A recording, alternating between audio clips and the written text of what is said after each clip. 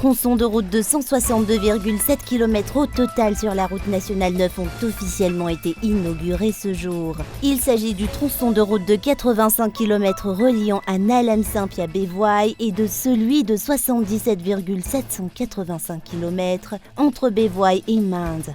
Financée par la Banque africaine de développement, la réhabilitation de cette route nationale 9 a été initiée par Azongiane Narvelo, alors ministre des Travaux publics à l'époque. La réhabilitation de la route pour accéder au dépotoir d'Njalanche en corollaire du renforcement du mur de soutènement qui menace de s'effondrer, la limitation du ruissellement des eaux sales et la multiplication du nombre de camions-bennes pour le transport des ordures sont les principaux axes d'effort du deuxième volet du projet JEDSA à Antananarivo mené par le gouvernement nippon. À la une de l'actualité internationale au Ghana, les chefs d'état-major des pays de la communauté économique des États d'Afrique de l'Ouest se sont réunis au Ghana jeudi pour discuter des modalités d'une éventuelle intervention armée au Niger. Bien que la voie diplomatique reste privilégiée pour rétablir le président Bazoum dans ses fonctions.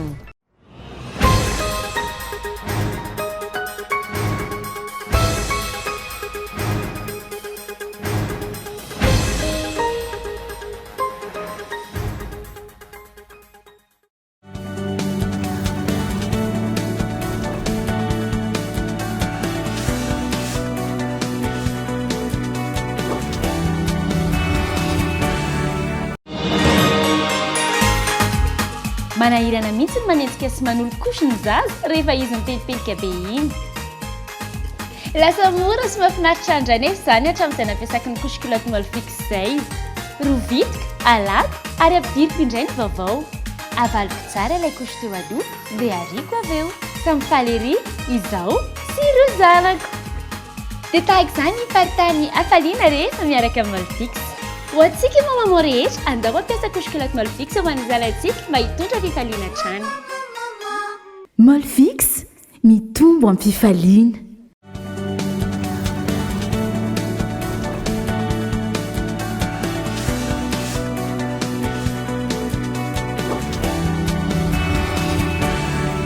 Deux tronçons de route de 162,7 km au total sur la route nationale 9 ont officiellement été inaugurés ce jour. Il s'agit du tronçon de route de 85 km reliant à Nalamsimp à Bévoye et de celui de 77,785 km entre Bévoye et Mende. Financé par la Banque africaine de développement, la réhabilitation de cette route nationale 9 a été initiée par Azongiane Narvelo, alors ministre des Travaux publics de l'époque, et a duré 31 mois. Pour rappel, les accords de financement pour la réhabilitation de ces tronçons de route sur la RN9 et d'une section de route sur la RN12A ont été signés entre la Banque africaine de développement et le gouvernement malgache le 17 décembre 2018 pour un montant de 156,81 millions de dollars. L'exécution des travaux devait s'étaler sur 5 ans. En juin 2020, Azongiane Narvelo, alors ministre des Travaux publics, avait annoncé que tous les appels d'offres avaient été effectués pour la réhabilitation de la RN9. En ce qui concerne la RN9, l'appel d'offres a été achevé et les travaux vont commencer. Ces travaux partiront du cœur de la ville. Ils ne s'arrêteront qu'à la sortie de la ville de Tuléar. Il y a ensuite le pont de Mazaz qui n'est pas encore achevé. Nous achèverons totalement les travaux y afférents. Nous poursuivrons la réhabilitation de la route à partir de Nalamsimp jusqu'à Mende. Tous les appels d'offres de ces projets ont été achevés.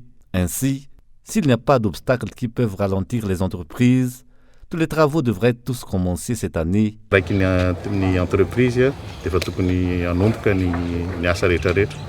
Dès lors, les travaux de bitumage de la RN9 à Nalamsimp-Bévoye entre le PK 107 plus 400 et le PK 192 plus 780, financés par la Banque africaine de développement, ont été lancés dans le cadre du projet d'aménagement de corridors et de facilitation du commerce qui inclut la réhabilitation de la RN9 et du pont de Mangouk. L'objectif étant notamment d'améliorer la circulation des biens et des personnes dans la région sud-ouest de Madagascar afin de faciliter l'évacuation des produits des paysans producteurs et de promouvoir le tourisme.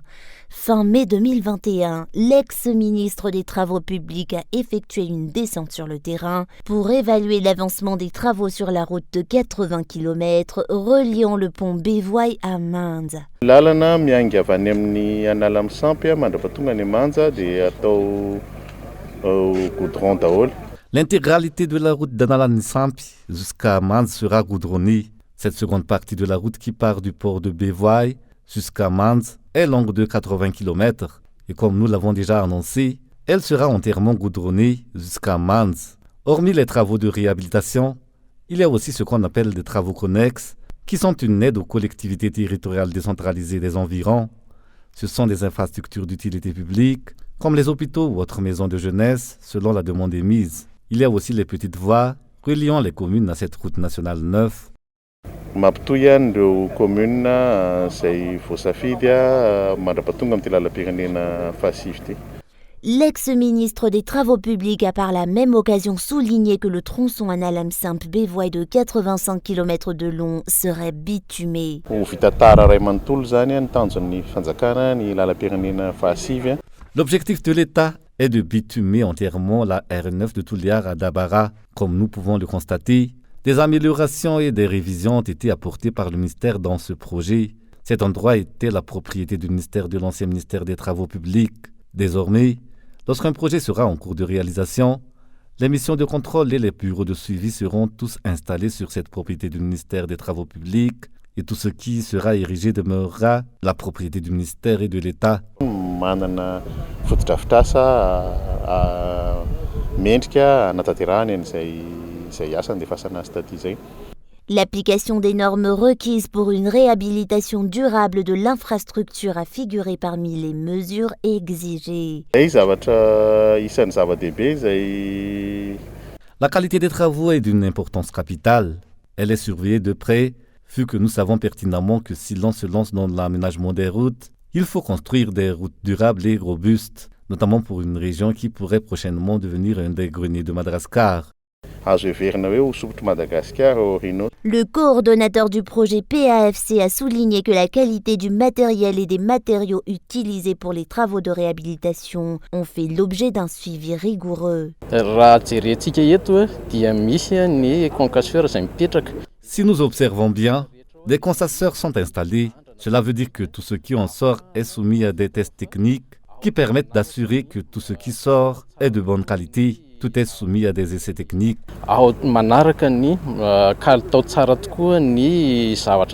Parallèlement à l'inauguration de la RN9 par les autorités aujourd'hui, le lancement de la réhabilitation du pont Mingouk a aussi eu lieu le 18 août. S'étendant sur 878 mètres, le pont Mingouk est le plus long de Madagascar. Sa réhabilitation entre dans le cadre des accords passés avec la Banque africaine de développement, le gouvernement saoudien et l'Union européenne et a obtenu des financements en même temps que la réhabilitation de la RN9.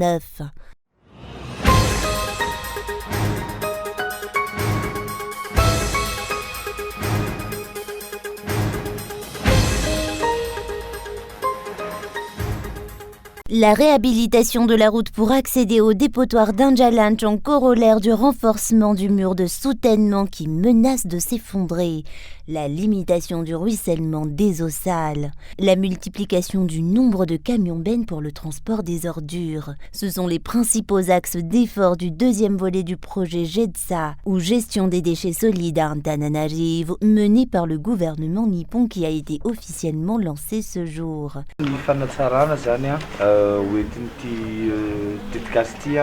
Ce projet porte d'abord sur l'amélioration de la voie d'accès au site de décharge. Il y aura de nouveaux équipements pour le ramassage des ordures comme les camions. Les engins qui nettoient ici à Anjaland vont être multipliés. Si plus de la moitié des ordures de la capitale sont actuellement gérées dans les normes, cette quantité sera relevée à 66% désormais. La collaboration dans ce domaine durera 4 ans. L'objectif à long terme est de parvenir à un Madagascar propre, d'après l'ambassadeur du Japon qui finance le projet. Comme vous voyez ici, donc ce site Anjalanch fonctionne depuis les années 60. Mais d'après ma connaissance, donc, il n'y avait pas jusqu'ici de projet concret pour s'attaquer aux problèmes fondamentaux. Donc je me réjouis que le Japon, à travers la JICA,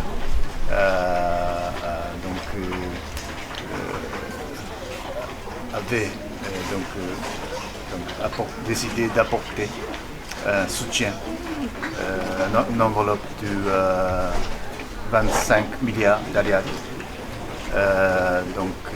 Pour ce projet qui consiste de deux volets.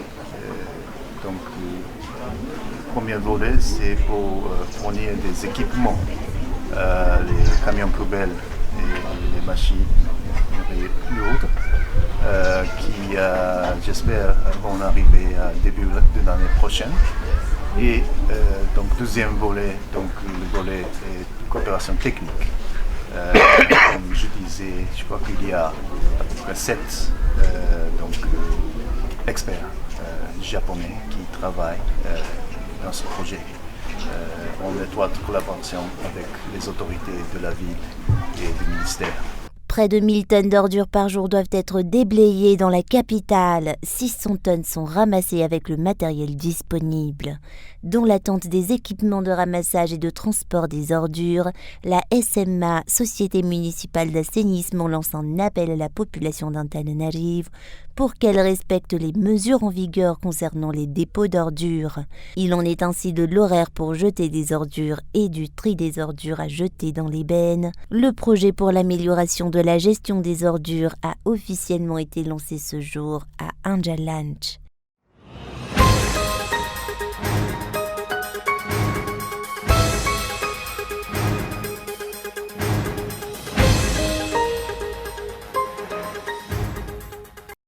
La CENI enfreint la loi organique 2018-008, dénonce le coordonnateur national du parti HVM qui a maintenu ce jour la déclaration faite par de nombreux partis politiques hier. Les dispositions de la loi sont claires. Tous les citoyens et les parties prenantes des élections sont en droit de consulter et d'examiner la liste des électeurs à tout moment. Suite à la demande des partis politiques pour une consultation libre de cette liste, voici la réponse du président de la CENI interrogé à ce sujet par les journalistes.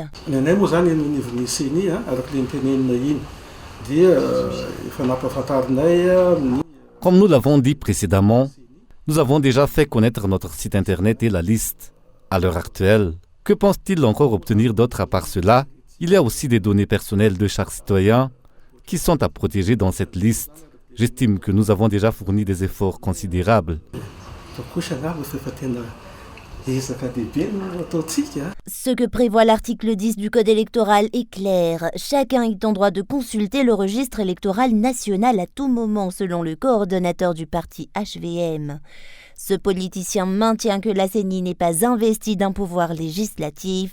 Cette commission en charge de la mise en œuvre des élections ne peut qu'appliquer la loi et à la lettre. La situation qui prévaut est alors inacceptable, a-t-il déclaré. Les doutes de la CENI peuvent être justifiés lorsqu'elle parle de la protection des données personnelles des citoyens. Cela fait partie du respect des droits de l'homme. Je crois que la loi est dure, mais c'est la loi. Appliquer la loi. La CENI est censée appliquer la loi. C'est pour cela que nous avons publié ce communiqué. Pour que les partis politiques puissent préparer sereinement les élections qui se tiendront prochainement dans le pays. Il est important pour tous de connaître les détails et les réalités de la liste électorale. Ainsi, tout le monde, dont les citoyens, les partis politiques et la société civile, devrait être libre de la consulter. C'est à partir de cela que chacun prépare sa politique et sa stratégie pour les élections. C'est aussi pour la transparence. C'est à travers cette liste qu'on peut juger de la transparence des choses. Cela permet d'obtenir des détails sur toutes les procédures qui ont été menées, vu qu'à l'heure actuelle, les réalités sont inquiétantes. On constate que dans la capitale, le nombre d'électeurs a diminué.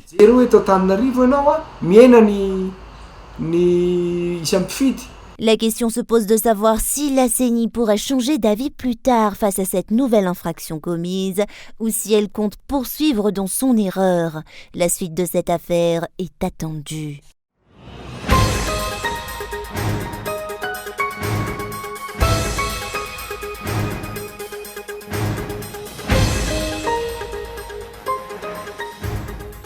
Les réclamations du C16 section Antananarive se poursuivent. Les enseignants-chercheurs et les chercheurs-enseignants réclament une rencontre directe avec le président de la République. Tous les documents relatifs à ces réclamations sont actuellement au niveau de la primature selon le rapport du ministère de tutelle.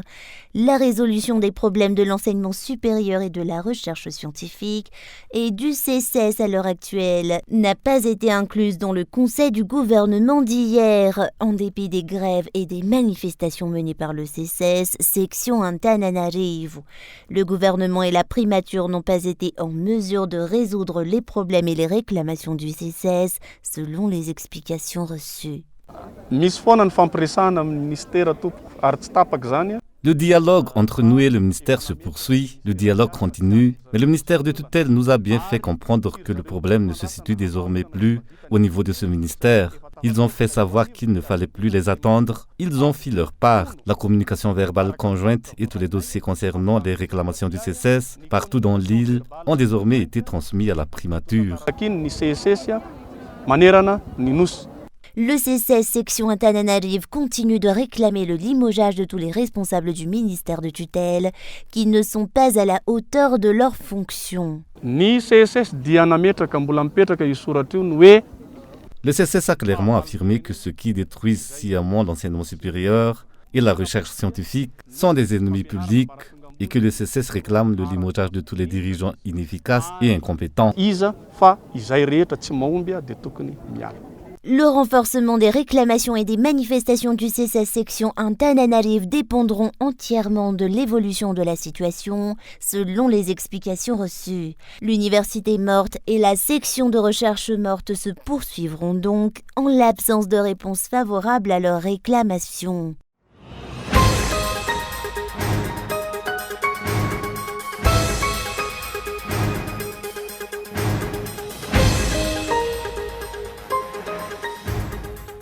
En dépit de la déclaration du ministère de tutelle sur la gratuité des inscriptions au niveau des écoles primaires depuis l'année scolaire 2020-2021, les parents doivent payer s'ils souhaitent scolariser leurs enfants à l'heure actuelle.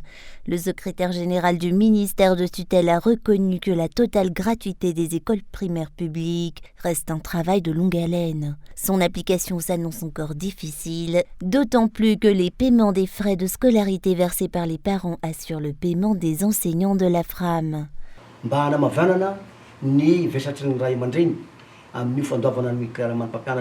Pour alléger les charges des parents, afin qu'ils n'aient plus à se charger du paiement du salaire des enseignants, des recrutements ont été faits par l'État. En 3 ans, environ plus de 30 000 enseignants ont été recrutés.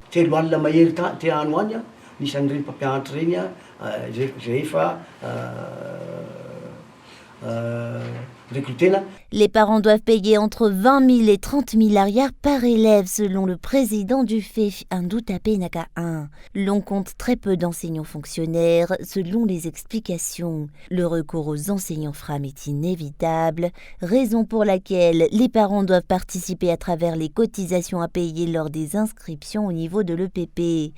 Hormis le salaire des enseignants FRAM, les enseignants non fonctionnaires au niveau de l'EPP qu'il faut payer, c'est aussi à partir de cette somme que le FEF finance les fournitures et les infrastructures nécessaires à l'enseignement au niveau des EPP suite au retard de la caisse école fournie par l'État.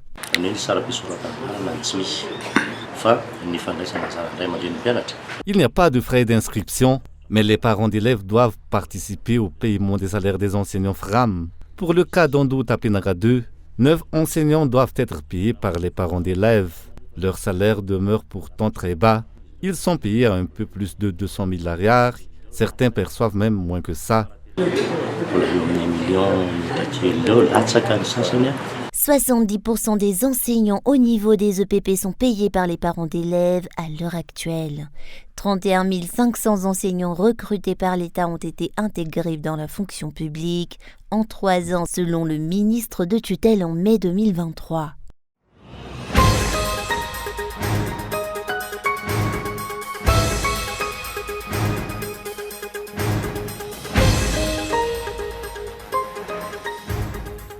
Plus que 9 millions d'hectares de surface sont couvertes de forêts à Madagascar à l'heure actuelle, contre 26 millions d'hectares de forêt il y a 60 ans. Les réserves naturelles de la partie ouest de Madagascar, allant de la région Bouénia à Touliage, ont toutes été touchées par des incendies cette année, d'après le rapport du MNP, Madagascar National Parks. Les forêts de cette région sont sèches et facilement inflammables et la plupart des aires protégées à Madagascar a brûlé selon les responsables du MNP.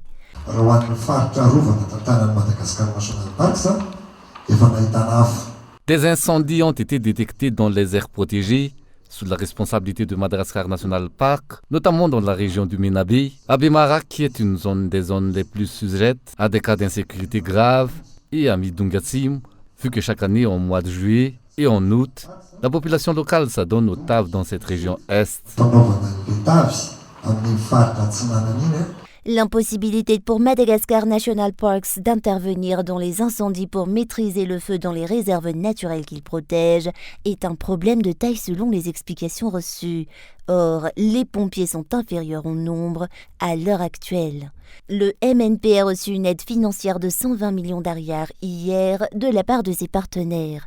Un soutien financier dans le cadre de la protection des aires protégées contre les incendies.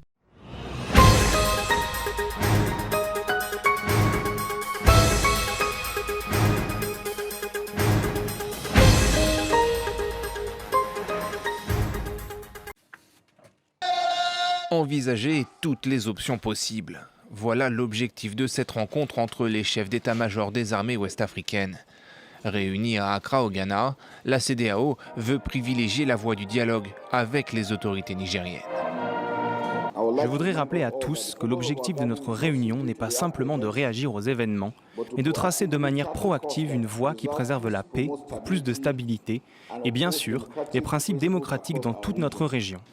Mais si la communauté économique des États d'Afrique de l'Ouest tend une main vers les militaires qui ont renversé le président nigérien Mohamed Bazoum le 26 juillet dernier, ses membres restent fermes. Ils réitèrent leur intention de faire usage de la force en cas d'échec des négociations. Que personne ne doute qu'en cas d'échec, les vaillantes forces de l'Afrique de l'Ouest, tant civiles que militaires, sont prêtes à répondre à l'appel du devoir.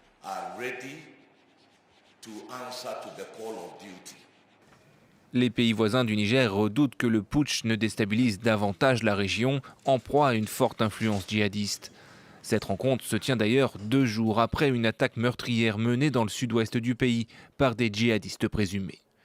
De son côté, le nouveau régime nigérien se cherche des alliés dans la région. Le Premier ministre nommé par les militaires s'est rendu mardi au Tchad. Pour l'heure, les dirigeants nigériens restent inflexibles. Ils refusent de libérer le président déchu Mohamed Bazoum, expliquant qu'ils veulent le poursuivre pour haute trahison.